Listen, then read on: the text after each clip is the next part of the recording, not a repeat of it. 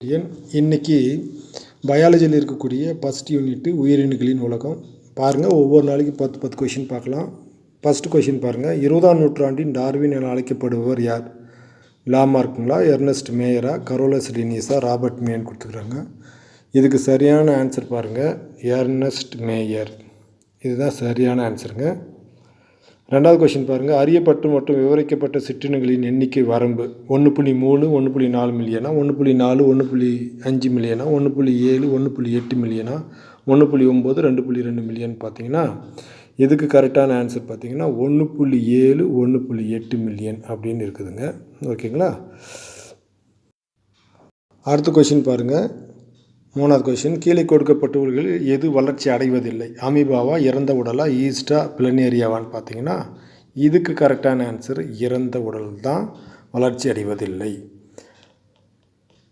அடுத்த கொஷின் பாருங்கள். உயிரினங்களின் வளர்ச்சி என்பது வெளிப்புறத்திலிருந்து வருகிறதா, உட்புறத்தில் இருந்து வருகிறதா, ஆ மற்றும் ஆவா நடைபெறுவதில்லையான்னு பார்த்தீங்கன்னா உண்டான கரெக்டான ஆன்சர் உட்புறத்தில் இருந்து வருகிறது. இதுதான் சரியான ஆன்சரு. அடுத்த கொஷின் பாருங்கள். வளர்ச்சியின் இரட்டை பண்புகள் பெரும்பான்மை அதிகரிப்பா, எண்ணிக்கை அதிகரிப்பா, மேற்கூறிய இரண்டுமா, மேற்கூறிய எதுவும் இல்லையா அப்படின்னு பார்த்தீங்கன்னா இதுக்குண்டான ஆன்சர் மேற்கூறிய இரண்டும்.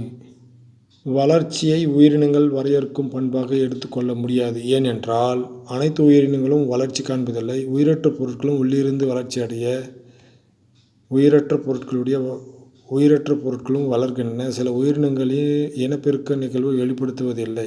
இதுக்கு உண்டான கரெக்டான ஆன்சர் இ, உயிரற்ற பொருட்களும் வளர்கின்றன.